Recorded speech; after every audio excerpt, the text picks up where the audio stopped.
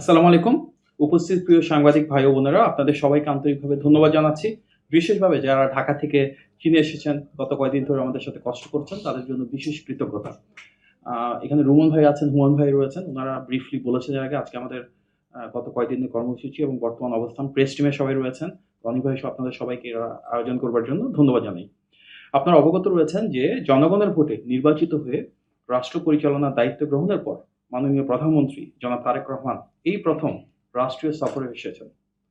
তার এই প্রথম বিদেশ সফর সুনির্দিষ্টভাবে ৩টি পর্বে বিভক্ত। প্রথম পর্বে তিনি মালয়েশিয়ার মাননীয় প্রধানমন্ত্রীর আমন্ত্রণে মালয়েশিয়া সফর সম্পন্ন করেছেন। খুব স্বল্প সময়ের সেই সফরে মালয়েশিয়ার মাননীয় প্রধানমন্ত্রী, মহামান্য রাজাসহ গুরুত্বপূর্ণ সকল ব্যক্তিবর্গের সঙ্গে তার সাক্ষাৎ হয়েছে এবং বাংলাদেশের স্বার্থ সংশ্লিষ্ট বিভিন্ন বিষয়ে বিস্তারিত আলোচনা করেছেন। প্রথম বিদেশ সফরের দ্বিতীয় পর্বে মাননীয় প্রধানমন্ত্রী ওয়ার্ল্ড ইকোনমিক ফোরামের আমন্ত্রণে চীনের দালিয়ানে যান। সেখানে তিনি ওয়ার্ল্ড ইকোনমিক ফোরাম আয়োজিত annual meeting of the new champions এই সম্মেলনে অংশগ্রহণ করেন। সম্মেলনে বিশ্বের বিভিন্ন দেশের বিশিষ্ট ব্যক্তিবর্গ এবং 60টি দেশের মাননীয় প্রধানমন্ত্রী অংশগ্রহণ করেন। যেসব দেশের প্রধানমন্ত্রীরা ওয়ার্ল্ড ইকোনমিক ফোরামে এবার অংশগ্রহণ করেছেন তাদের মধ্যে ছিল চীন, দক্ষিণ কোরিয়া, মন্টিনিগ্রো, মঙ্গোলিয়া, গিনি এবং কাজাখস্তান। এই 60টি দেশের মাননীয় প্রধানমন্ত্রী এবার অংশগ্রহণ করেছেন। এছাড়া ওয়ার্ল্ড ইকোনমিক ফোরামের প্রেসিডেন্ট এবং সিইও মাননীয় প্রধানমন্ত্রীর সঙ্গে সাক্ষাৎ করেছেন। সেখানে সরকার গঠনের পর গত 4 মাসে জলবায়ু ক্ষেত্রে, ক্লাইমেট রেজিলিয়েন্সের ক্ষেত্রে আমাদের যে কর্মসূচিগুলো ছিল বিশ্ব দরবারে সেগুলো মাননীয় প্রধানমন্ত্রী উপস্থাপন করেছেন এবং সুধীবৃন্দের কাছে ব্যাপকভাবে প্রশংসিত হয়েছে। প্রথম বিদেশ সফরের তৃতীয় পর্বে চীনের মাননীয় প্রধানমন্ত্রীর আমন্ত্রণে আমাদের মাননীয় প্রধানমন্ত্রী গতকাল চীনের রাজধানী, আমরা আজকে যেখানে রয়েছি, বেইজিংয়ে এসে পৌঁছেছেন। মালয়েশিয়া ও দালিয়ানের ধারাবাহিকতায় বেইজিংয়েও মাননীয় প্রধানমন্ত্রীকে সর্বোচ্চ রাষ্ট্রীয় সম্মাননা, বর্ণাঢ্য লাল গালিচার উষ্ণ অভ্যর্থনা ও আন্তরিক আতিথেয়তার মাধ্যমে বরণ করা হয়। মোটর শোভাযাত্রা, পূর্ণ রাষ্ট্রীয় প্রোটোকল ও উচ্চ পর্যায়ের পুলিশি নিরাপত্তার মধ্য দিয়ে মাননীয় প্রধানমন্ত্রীকে দাউতি স্টেট গেস্ট হাউসে নিয়ে আসা হয়, যা এই দেশের সম্মানিত রাষ্ট্রীয় অতিথিদের জন্য নির্ধারিত এবং একটি অত্যন্ত মর্যাদাপূর্ণ আবাসিক সুবিধা হিসেবে পরিচিত। মালয়েশিয়া এবং ওয়ার্ল্ড ইকোনমিক ফোরামের মতোই এখানেও আমাদের মাননীয় প্রধানমন্ত্রী অত্যন্ত সংক্ষিপ্ত আকারে 25 জন সফর সঙ্গী নিয়ে সফর করছেন। এর মধ্যে মন্ত্রী, প্রতিমন্ত্রী ও উপদেষ্টা পদমর্যাদার 11 জন রয়েছেন।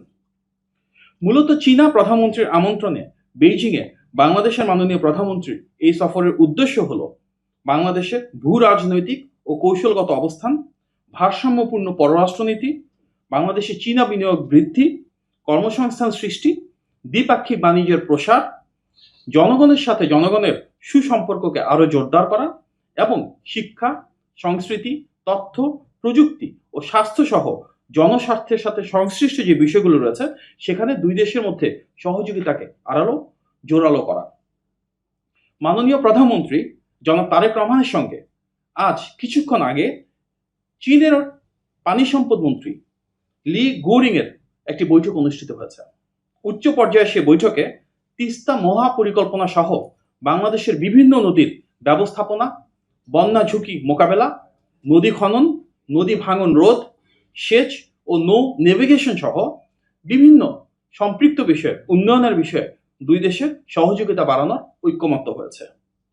চীনা পানি সম্পদ মন্ত্রী এই খাতে একসাথে কাজ করার আগ্রহ প্রকাশ করেছেন এবং গবেষণা, প্রশিক্ষণ ও প্রাতিষ্ঠানিক সক্ষমতা বৃদ্ধিতে বাংলাদেশকে সহযোগিতা করবার আগ্রহ দেখিয়েছেন।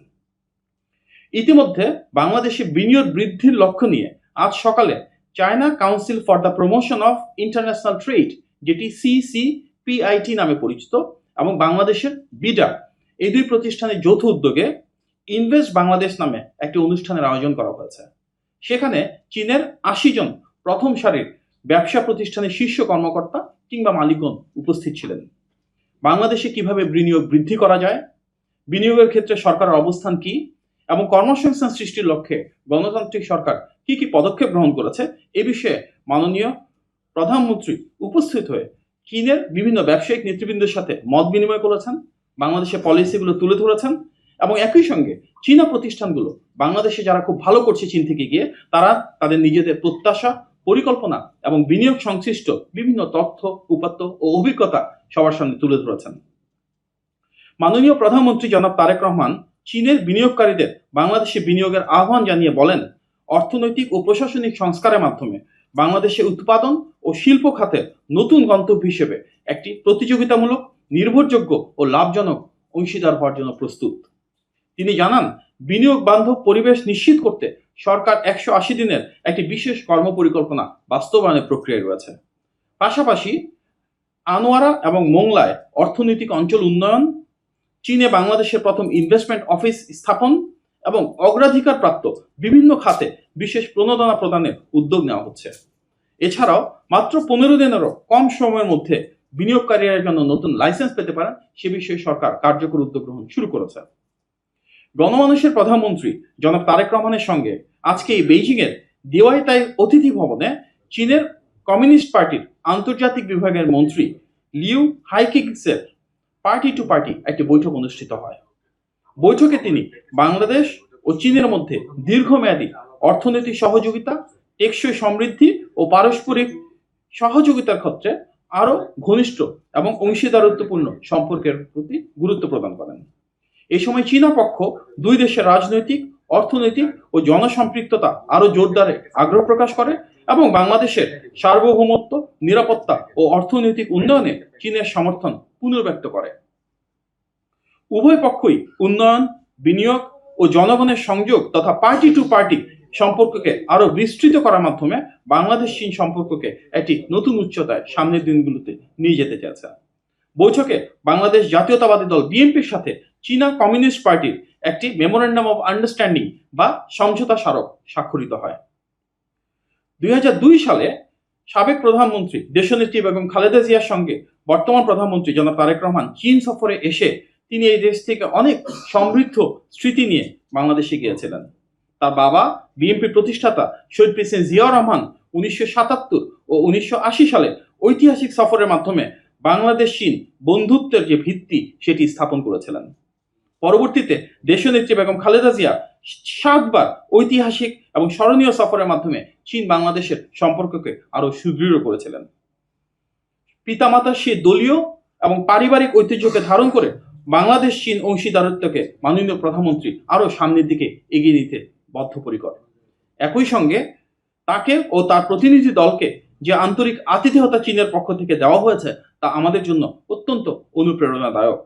মাননীয় প্রধানমন্ত্রীর নেতৃত্বে সবার আগে বাংলাদেশ নীতিকে মাথায় রেখে চীনের সাথে আমরা সুসম্পর্ক গড়ে তুলতে চাইছি এবং এই ধারাকে আরো বিস্তৃত করতে চাচ্ছি বহুমাত্রিক সম্পর্কের মাধ্যমে।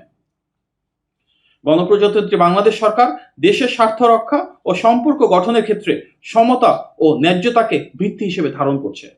বাংলাদেশ চীন সম্পর্ককে বহুমাত্রিকভাবে আরো গভীর করা হচ্ছে। কৌশলগত সহযোগিতা থেকে শুরু করে বাণিজ্য, বিনিয়োগ ও কর্মসংস্থান এবং উন্নয়ন প্রকল্প থেকে শুরু করে জনগণের সাথে জনগণের সম্পর্ক, প্রতিটি ক্ষেত্রেই দুই দেশের দ্বিপাক্ষিক সম্পর্ক একটি নতুন উচ্চতায় পৌঁছাচ্ছে। চীনে রাষ্ট্রীয় সফরকালে বেশ কয়েকটি বৃহৎ শিল্পগোষ্ঠীর শীর্ষ কর্মকর্তারা ধারাবাহিকভাবে মাননীয় প্রধানমন্ত্রীর সঙ্গে সাক্ষাৎ করেছেন। এছাড়া China international development cooperation agency, China railway construction corporation, China road and bridge corporation, বিভিন্ন গুরুত্বপূর্ণ প্রতিষ্ঠানের প্রধান, বিনিয়োগকারী, মন্ত্রী এবং বিশিষ্ট ব্যক্তিবর্গ মাননীয় প্রধানমন্ত্রীর সঙ্গে সাক্ষাৎ করে বাংলাদেশের উন্নয়ন অগ্রযাত্রায় এবং বিনিয়োগ এবং বাণিজ্য সম্প্রসারণে কিভাবে আরো কার্যকর ভূমিকা রাখবেন সে বিষয়ে বিস্তারিত আলোচনা করেছেন। প্রিয় সাংবাদিক ভাই বোনেরা, আজ বিকেলে চীনের স্থানীয় সময় বিকেল 5টায় অর্থাৎ বাংলাদেশ সময় বিকেল 3টায় চীনের প্রিমিয়ার তথা মাননীয় প্রধানমন্ত্রী জনাব লি কিয়াং এর সঙ্গে ঐতিহাসিক গ্রেট হলে বাংলাদেশের মাননীয় প্রধানমন্ত্রী জনাব তারেক রহমানের বৈঠক অনুষ্ঠিত হবে। এরপর দুই দেশের মাননীয় প্রধানমন্ত্রীর উপস্থিতিতে বাংলাদেশ ও চীনের মধ্যে বিভিন্ন বিষয়ে 15টি সমঝোতা স্মারক বা মেমোরেন্ডাম অফ আন্ডারস্ট্যান্ডিং স্বাক্ষরিত হবে। এগুলো চীন বাংলাদেশ সম্পর্ককে আরো জোরদার করার পথে প্রভাবক হিসেবে ভূমিকা রাখবে। পরে চীনের মাননীয় প্রধানমন্ত্রী বাংলাদেশের মাননীয় প্রধানমন্ত্রী ও সফর সঙ্গীদের সম্মানে একটি রাষ্ট্রীয় ভোজের আয়োজন করবেন। প্রিয় সাংবাদিকবৃন্দ, আগামীকাল চীনের মহামান্য রাষ্ট্রপতি শি জিনপিং এর সঙ্গে মাননীয় প্রধানমন্ত্রীর স্থানীয় সময় সকাল 10:30টায় অর্থাৎ বাংলাদেশ সময় সকাল 8:30টায় ঐতিহাসিক গ্রেট হলে সাক্ষাৎ অনুষ্ঠিত হবে। চীনের মাননীয় প্রধানমন্ত্রী ও মাননীয় রাষ্ট্রপতির সঙ্গে বৈঠকে স্বাভাবিকভাবেই বাংলাদেশের স্বার্থ সংশ্লিষ্ট বিভিন্ন বিষয় তুলে ধরবেন বাংলাদেশের মাননীয় প্রধানমন্ত্রী। একই সঙ্গে বাংলাদেশের মানুষের উন্নয়ন অগ্রযাত্রা আরো সুসংহত করার লক্ষ্যে ইনশাল্লাহ এই সাক্ষাৎগুলো ইতিবাচক ফলাফল বয়ে আনবে। প্রিয় সাংবাদিক ভাই ও বোনেরা, দীর্ঘদিন পর জনগণের ভোটে নির্বাচিত একজন সরকার প্রধান হিসেবে মাননীয় প্রধানমন্ত্রী মালয়েশিয়া, ওয়ার্ল্ড ইকোনমিক ফোরাম এবং বর্তমানে চীন সফরে যে মর্যাদা পাচ্ছেন এবং যেভাবে বাংলাদেশের স্বাধীনতা ও সার্বভৌমত্বকে প্রাধান্য দিয়ে ভারসাম্যপূর্ণ পররাষ্ট্রনীতি বাস্তবায়ন করছেন, তা বিশ্ব দরবারে প্রতিটি বাংলাদেশের জন্য গৌরব এবং মর্যাদার বিষয়। আজ বাংলাদেশ ও চীনের দুই দেশের মাননীয় প্রধানমন্ত্রীর ভেতর অনুষ্ঠিতব্য যে বৈঠক রয়েছে, তারপর আমরা চেষ্টা করব রাতেই আপনাদেরকে প্রেস কনফারেন্সের মাধ্যমে সেই সাক্ষাতের বিষয়ে অবগত করবার জন্য, যদি আমাদের হাতে সেই সময়টুকু থাকে। আপনাদের সবাইকে আবারও ধন্যবাদ, ভালো থাকবেন, আসসালামু আলাইকুম। দেখুন, আমরা তো ইতিমধ্যে বলেছি যে আজকে মাননীয় প্রধানমন্ত্রী জনাব তারেক রহমানের সাথে চীনের পানি সম্পদ মন্ত্রী লি গুওরিং এর একটা বৈঠক অনুষ্ঠিত হয়েছে। সেখানে তিস্তা, পদ্মা এবং আনুষঙ্গিক যে বিষয়গুলো রয়েছে প্রত্যেকটা নিয়ে কথা বলেছে এবং তিস্তা মহাপরিকল্পনা সহ বাংলাদেশের সার্বিক নদী ব্যবস্থাপনা বলতে আমরা যেটা বুঝি, বন্যাকে আমরা কিভাবে প্রতিরোধ করতে পারি, বাঁধ নির্মাণ করতে পারি, আমাদের খাল খননের একটা সুবিশাল কর্মসূচি রয়েছে যেটা শহীদ প্রেসিডেন্ট জিয়া রহমানের সময় শুরু হয়েছিল। এই প্রত্যেকটা ক্ষেত্রে আমরা দুই দেশের ভিতরে সহযোগিতা কিভাবে বাড়াতে পারি, বিশেষভাবে চীনের তো এক্ষেত্রে একটা দীর্ঘদিনের এক্সপার্টিস রয়েছে, টেকনিক্যাল নলেজ রয়েছে, সেগুলোকে কিভাবে বাংলাদেশ ব্যবহার করতে পারে, ফান্ডিং এর সুযোগ থাকলে সেগুলো নিয়ে আমরা ফিউচারে কাজ কিভাবে করতে পারি, এগুলো নিয়ে সুবিস্তৃত পরিসরে কোনো নির্দিষ্ট বিষয় নয়, তবে পানি সম্পদের সাথে সম্পৃক্ত সবগুলো বিষয়কে নিয়ে আমরা আলোচনা করেছি। বিনিয়োগের পরিমাণটা আমরা এখন নির্ধারণ করিনি, স্বাভাবিকভাবে ওনারা কাজ করবেন, কাজ করে তারপরে জানাবেন। কিন্তু অবশ্যই এখানে বিনিয়োগের ক্ষেত্রে একটা ইন্টারেস্টিং ডাইনামিক যেটা চীনের ক্ষেত্রে প্রযোজ্য, অনেক ওদের স্টেট অর্গানাইজেশন রয়েছে, স্টেট রান এন্টারপ্রাইজ রয়েছে, অর্থাৎ সরকারি প্রতিষ্ঠান কিন্তু তারা বিভিন্ন দেশে বিনিয়োগ করতে পারে। এই ধরনের প্রতিষ্ঠানগুলো ইতিমধ্যে আশ্বস্ত করেছে তারা বাংলাদেশকে প্রাধান্য দেবে বিনিয়োগের ক্ষেত্রে। বেশ কিছু বেসরকারি প্রতিষ্ঠান রয়েছে, তারাও বাংলাদেশে নতুনভাবে ইনভেস্টমেন্ট করতে যাচ্ছে, কারণ এখন একটা পলিটিক্যাল স্টেবিলিটি রয়েছে এবং আমাদের যে বাজেট রয়েছে সেই বাজেটটাকে ওনারা ইতিবাচকভাবে নিয়েছেন। সেখানে যেভাবে আমাদের পলিসিগুলো বাস্তবায়ন করতে যাচ্ছি ডিরেগুলেশনের মাধ্যমে, প্রো বিজনেস এনভায়রনমেন্ট তৈরি করবার মাধ্যমে, সেগুলো নিয়ে আলোচনা হয়েছে এবং আমরা আশাবাদী রাষ্ট্রীয় ওনকৃত যেসব প্রতিষ্ঠান রয়েছে এবং বেসরকারি যেসব প্রতিষ্ঠান রয়েছে সেসব ব্যবসা বাণিজ্য শিল্প কারখানার একটি বড় অংশ আমরা বাংলাদেশের সামনের দিনগুলিতে বিনিয়োগ করবে। স্পেশালি বর্তমান যে গ্লোবাল ইকোনমিক এনভায়রনমেন্ট আছে তাতে কিন্তু চীনের অনেকগুলো কোম্পানি ভ্যালু চেনে উপরের দিকে উঠে যাচ্ছে, অর্থাৎ তাদের বেশ কিছু ফ্যাক্টরি হয়তো আস্তে আস্তে তারা অন্যান্য দেশে শিফট করবে। তো শিফট করবার ক্ষেত্রে বাংলাদেশের কি কি ভালো দিক রয়েছে, বাংলাদেশে এখানে ইনভেস্টমেন্ট করলে সেখান থেকে তারা প্রপার রেজাল্ট পাবে, রিটার্ন পাবে, বাংলাদেশে লিবারেল ইকোনমিক পলিসি কি কি রয়েছে, এগুলো নিয়ে আমাদের প্রধানমন্ত্রী অত্যন্ত সুবিস্তরে ওনাদেরকে বলেছেন এবং আমরা অত্যন্ত ইতিবাচক একটা ধারণা নিয়ে যাচ্ছি যে সামনের দিনে বাংলাদেশে চীনা বিনিয়োগ অবশ্যই বৃদ্ধি পাবে ইনশাআল্লাহ। জি, বাংলাদেশে মিডিয়া সংশ্লিষ্ট সর্বোচ্চ সংখ্যক এমইউ আজকে স্বাক্ষরিত হবে। স্বাক্ষর হওয়ার পরবর্তীতে আমরা ডিটেলে জানাবো। আমাদের মাননীয় তথ্যমন্ত্রী বাংলাদেশ থেকে এসেছেন এবং এই চুক্তিগুলো স্বাক্ষর করবেন। সেখানে বাংলাদেশের রাষ্ট্রায়ত্ত টেলিভিশন চ্যানেল এবং নিউজ সাথে ওনাদের রাষ্ট্রায়ত্ত টেলিভিশন চ্যানেল, বিভিন্ন নিউজ এজেন্সি কিভাবে আরো সমন্বয় সাধন করা যায়, ওনাদের বেস্ট প্র্যাকটিসগুলো কিভাবে আমরা বাংলাদেশে ইমপ্লিমেন্ট করতে পারি, বাংলাদেশ থেকে ওনারা কিভাবে শিখতে পারেন, এগুলো নিয়ে ডিটেল আলোচনা হবে। সুতরাং অবশ্যই তথ্য খাতে আমাদের বড় ধরনের এমইউ সাইন হবে, যেটা মাননীয় তথ্যমন্ত্রী নিজে অংশগ্রহণ করবেন। জি, হাসপাতালের অগ্রগতি নিয়ে কথা হচ্ছে। ইতিমধ্যে চীনের একটা বড় হাসপাতাল বাংলাদেশে করছে, আপনারা জানেন। এর বাইরেও যেন স্বাস্থ্য খাতকে প্রাধান্য দিয়ে ওনারা ইনভেস্ট করেন, সেগুলো নিয়ে ডিটেল আলোচনা হয়েছে। চীনের কিছু কিছু জায়গায় ওনারা গ্রান্ট দেন, কিছু জায়গায় খুব লো ইন্টারেস্টে লোন প্রদান করেন। সেগুলো ক্ষেত্রে বাংলাদেশের বিপুল জনগোষ্ঠীর স্বাস্থ্য শিক্ষাকে প্রাধান্য দিয়ে জনগণের ভাগ্যের পরিবর্তনে যেসব প্রজেক্ট আছে সেখানে যেন চীনরা প্রায়োরিটাইজ করে, এগুলো নিয়ে বিস্তারিত আলোচনা হয়েছে। আর প্রতিরক্ষার বিষয়ে যেটা বলছেন, এখন পর্যন্ত আলোচনা হয়নি, তবে চীনের মাননীয় প্রধানমন্ত্রী বা প্রিমিয়ার এবং চীনের মহামান্য রাষ্ট্রপতির সামনে মিটিং আছে, সেখানে প্রাসঙ্গিকভাবে সেই বিষয়গুলো আসলে পরবর্তীতে আমরা আপনাদেরকে অবহিত করবো। এগুলো নিয়ে আলোচনা হয়েছে যে চীনের যে নো হাউ রয়েছে, টেকনিক্যাল এক্সপার্টিস রয়েছে ট্রান্সপোর্টেশনের ক্ষেত্রে, মাল্টিমোডাল ট্রান্সপোর্টেশন, অর্থাৎ সেটা সড়ক পথে প্রযোজ্য, নৌপথে প্রযোজ্য, রেল পথে প্রযোজ্য, সেখানে কিভাবে তারা সহযোগিতা করতে পারে, লোকোমোটিভ কিভাবে তারা ম্যানুফ্যাকচার করতে পারে। শুধুমাত্র বাংলাদেশে গিয়ে তারা কন্ট্রাক্টে কাজ করবে তাই না, তারা সেখানে ম্যানুফ্যাকচারিং এর কাজ করতে পারে। বাংলাদেশে বিশাল ডোমেস্টিক মার্কেট রয়েছে, গুরুত্বপূর্ণ যে অবকাঠামো খাত রয়েছে সেখানে তারা ভূমিকা রাখতে পারে, এগুলো নিয়ে ডিটেল আলোচনা হয়েছে। কিন্তু আপনারা দেখেছেন যে বাংলাদেশের মাননীয় পানি সম্পদ মন্ত্রী কিন্তু এই মুহূর্তে এখানে আছেন, উনি গতকাল এসেছেন। স্বাভাবিকভাবে দুই দেশের পানি সম্পদ মন্ত্রীরা এটাকে সামনের দিনগুলোতে ফলো আপ করবেন, ওদের মতন আলোচনা করে দ্বিপাক্ষিক স্বার্থকে প্রাধান্য দিয়ে সিদ্ধান্ত গ্রহণ করবেন। ধন্যবাদ। Thank you. আসসালামু আলাইকুম।